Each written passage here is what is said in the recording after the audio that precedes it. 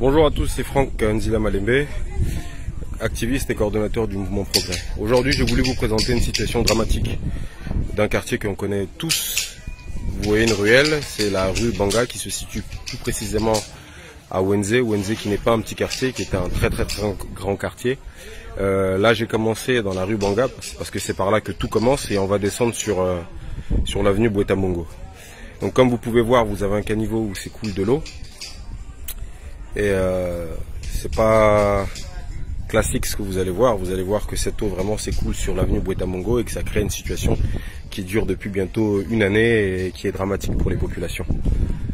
Donc moi ce que je trouve risible, c'est que le PCT a tendance à appeler le quartier Wenze leur fameuse citadelle imprenable.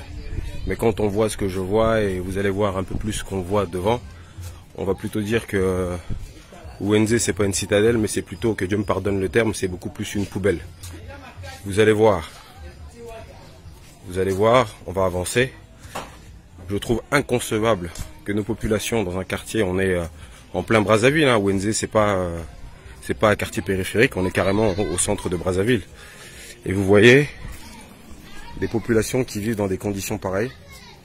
Regardez bien, il y a un véritable problème. Il y avait des dalles qui ont été posées, mais regardez ce qui se passe. Tout à l'heure, je vous ai montré un peu plus haut le caniveau. Il y a de l'eau qui s'écoule. Les caniveaux sont totalement bouchés, il n'y a aucun entretien. Regardez comment vivent les populations.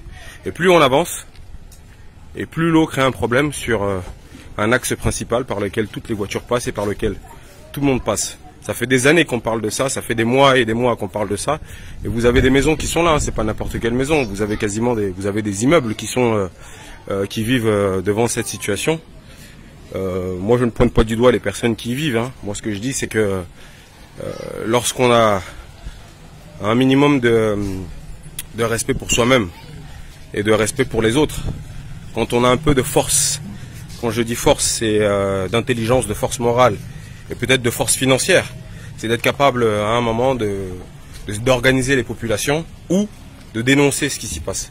Parce que regardez bien, voilà, vous n'êtes pas dans une rivière, vous n'êtes pas sur les bords d'une rivière, vous êtes dans une rue, la rue Banga.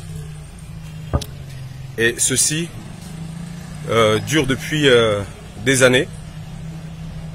Et la mairie de Brazzaville, parce que c'est ce que je pointais en premier lieu, la mairie de Brazzaville semble observer cette situation sans jamais se poser la question de comment résoudre ce problème.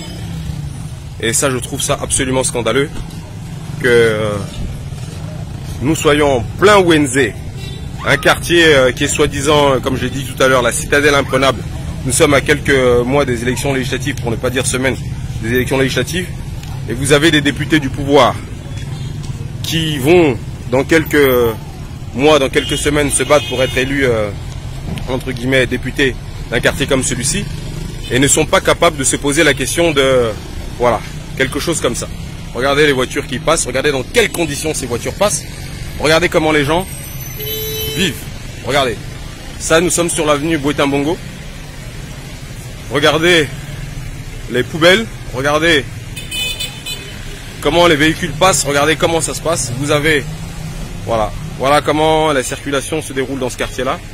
Et voilà, vous avez une sorte de fleuve. Une fois, j'ai fait une vidéo qui pouvait sembler être drôle, mais c'était à en pleurer en fait. Quand vous voyez cette situation, et ça dure depuis des mois et des mois et des mois et des mois. Et la mairie de Brazzaville, les grands travaux, parce que aussi il faut indexer aussi les grands travaux.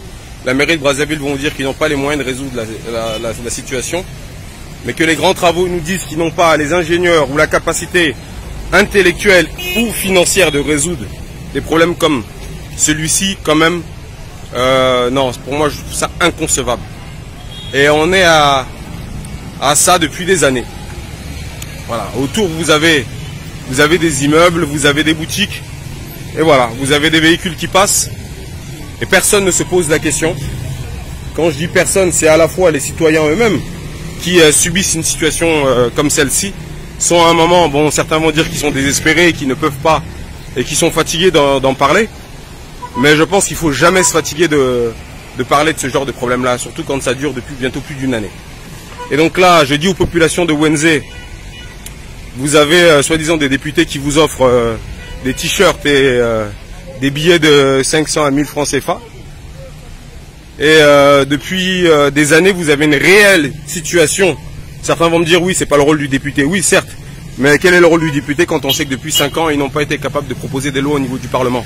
On sait que nos députés, et surtout ceux du PCT, ont la capacité, à un moment, d'être une force de pression auprès de la mairie de Brazzaville, parce que c'est eux qui, aujourd'hui, ont le pouvoir. Et c'est eux qui peuvent regarder ce qui se passe dans les caniveaux. Donc ça, c'est le caniveau sur l'avenue Bouetambongo. Regardez bien. Et ça va descendre comme ça jusqu'au bout. Voilà. Ça va descendre, cette eau va descendre comme ça jusqu'au bout.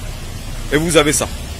Donc monsieur le maire de Brazzaville, qui est un nouveau maire, un maire récent, sur lequel certains ont mis tous leurs espoirs en pensant qu'il suffisait de changer les hommes et non le logiciel mental pour que les choses dans Brazzaville puissent changer.